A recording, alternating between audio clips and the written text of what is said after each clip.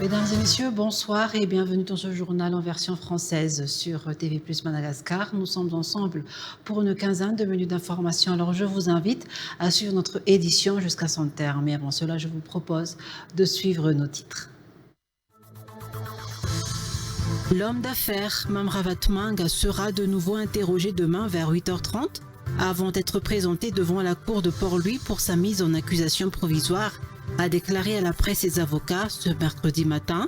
Il a été entendu pendant 4 heures. Le niveau du barrage hydroélectrique d'Andékalek, qui fournit la majeure partie de l'électricité sur les réseaux interconnectés d'Antananarivo, est très bas. Sur les 4 groupes, il n'en reste plus qu'un d'opérationnel et qui ne fournit que 24 MW au lieu de 30 MW par groupe durant la pointe du soir. Face à cette situation, la Jirama est contrainte de procéder à un délestage tournant. Les syndicats du personnel de la commune urbaine d'Antananarivo mettent en garde ceux qui ont menacé d'incendier l'hôtel de ville. Ils ont déjà déposé une plainte contre X auprès du tribunal. Et aux États-Unis, les candidats démocrates ont remporté mardi 4 novembre au soir les 3 premiers scrutins majeurs organisés depuis que le républicain Donald Trump est revenu à la Maison-Blanche en janvier dernier, redonnant du souffle à un parti en difficulté depuis son revers électoral de l'an dernier et alors que se profilent les élections de mi-mandat au Congrès ou midterms l'an prochain.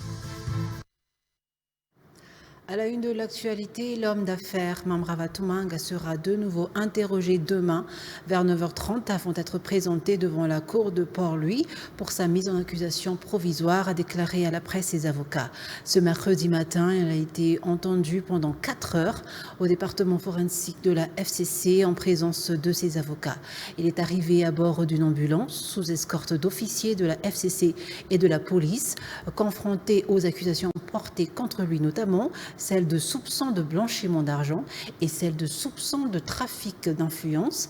Mamravat Manga a tout nié en bloc. Vers 14h30, il a quitté la FCC, toujours à bord d'une ambulance pour retourner à la clinique. Reportage sur defimedia.info.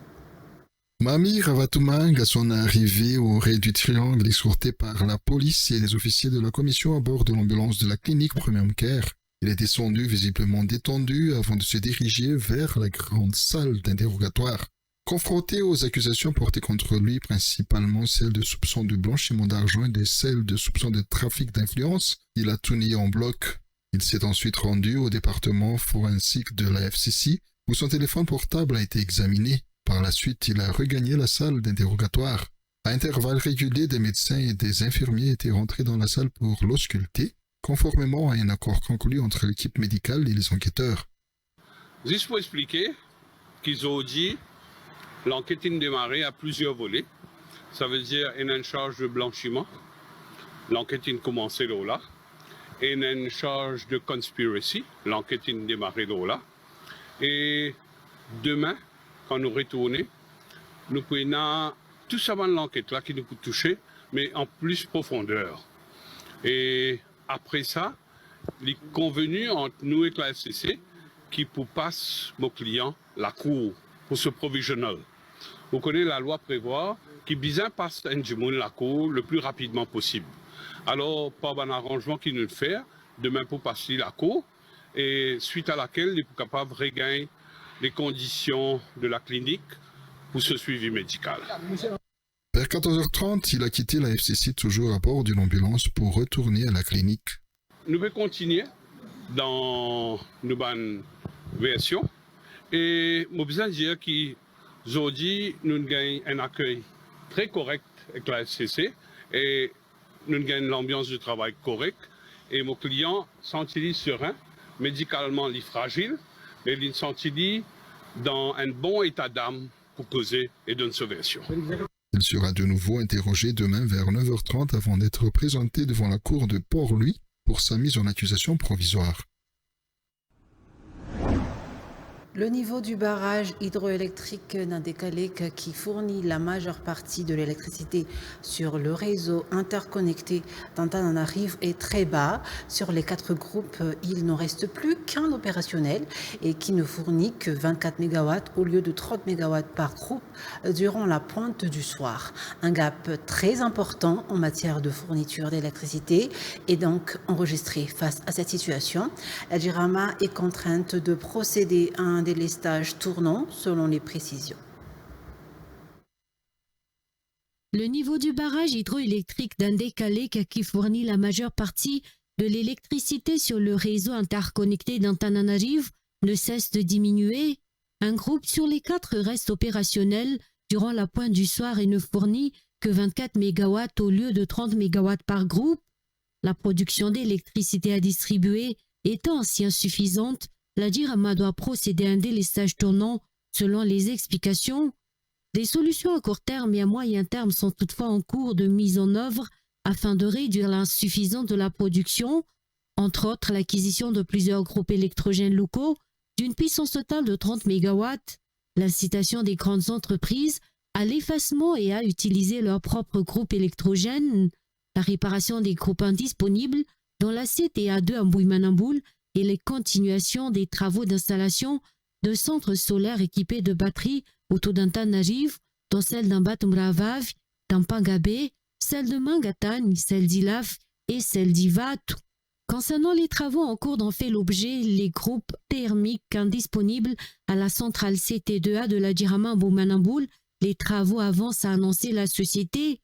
Après 8 jours, 70% des réparations du groupe 1 sont terminées. Elle devrait produire 5 MW la semaine prochaine.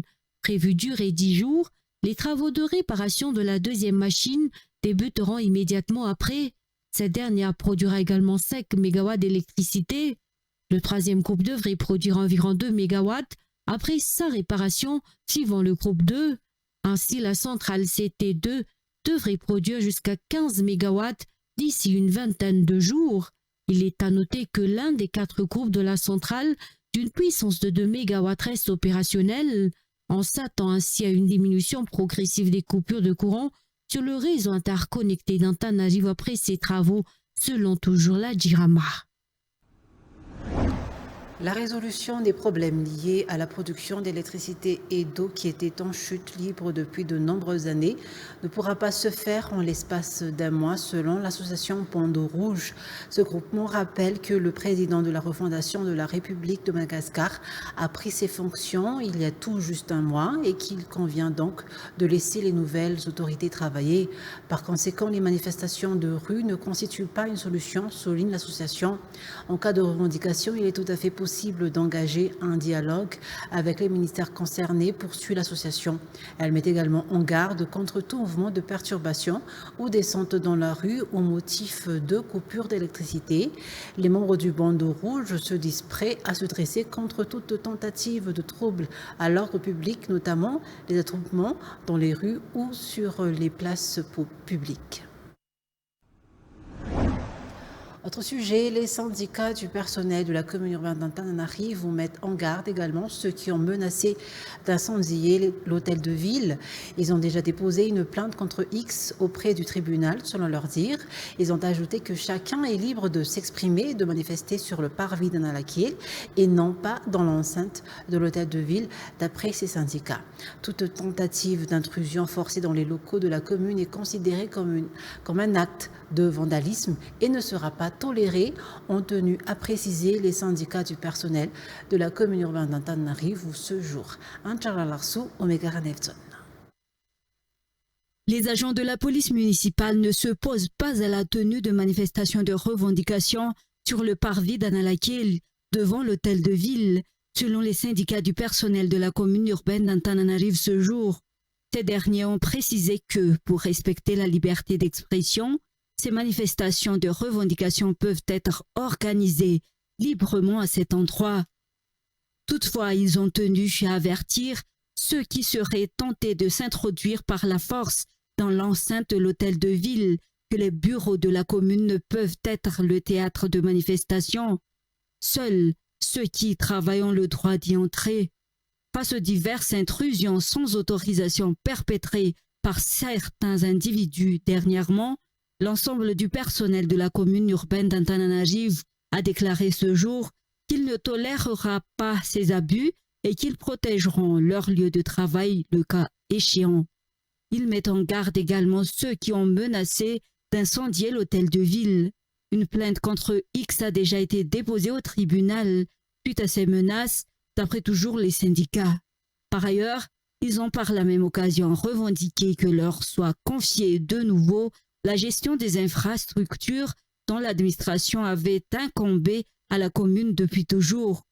Parmi ces établissements figure le stade de Mahamassen, devenu stade Barré, le Coliseum d'Antsuzumbe, la Société municipale de gestion digitale ou SMDG et tant d'autres encore. Aux États-Unis, les candidats démocrates ont remporté mardi 4 novembre au soir les 3 premiers scrutins majeurs organisés depuis que le républicain Donald Trump est revenu à la Maison-Blanche en janvier dernier, redonnant du souffle à un parti en difficulté depuis son revers électoral de l'an dernier et alors que se profilent les élections de mi-mandat au Congrès ou midterms l'an prochain. Reportage de France 24. Un an jour pour jour après son élection, Donald Trump fait face à un premier revers dans les urnes. L'un après l'autre, les scrutins de ce mardi ont vu les démocrates l'emporter, à commencer par la Virginie. Dans cet État clé aux mains des républicains jusqu'alors, c'est la candidate démocrate Abigail Spanberger, ancienne agente de la CIA, qui devient la première femme gouverneure de l'État, sur fond de mécontentement face aux politiques de Donald Trump. Nous avons envoyé un message au monde entier. En 2025, la Virginie a choisi le pragmatisme plutôt que le sectarisme. Nous avons choisi notre État plutôt que le chaos. Même victoire démocrate dans le New Jersey voisin, où le poste revient à Mikey Sherrill, gagnante face au républicain Jack Ciattarelli. Déjà dirigé depuis 8 ans par un démocrate, cet État du nord du pays n'a jamais été remporté par Donald Trump lors d'une élection présidentielle. Mais le milliardaire républicain y avait considérablement réduit l'écart en 2024, notamment auprès des électeurs hispaniques. Sur son réseau Truth Social, Donald Trump donne sa propre explication de ces déconvenues. Trump n'était pas sur les bulletins de vote. Avec la paralysie budgétaire, ce sont les 2 raisons pour lesquelles les républicains ont perdu les élections ce soir, selon les sondeurs. À l'autre bout du pays, la Californie a, elle, approuvé un texte visant à redécouper sa carte électorale en faveur des démocrates. Une mesure qui doit permettre de leur donner 5 sièges supplémentaires à la Chambre des représentants, en riposte à une manœuvre similaire réalisée par le Texas républicain sous la pression de Donald Trump. Le président américain espère conserver sa courte majorité au Congrès lors des élections législatives de mi-mandat dans un an. Point final à cette édition. Merci à vous de l'avoir suivi.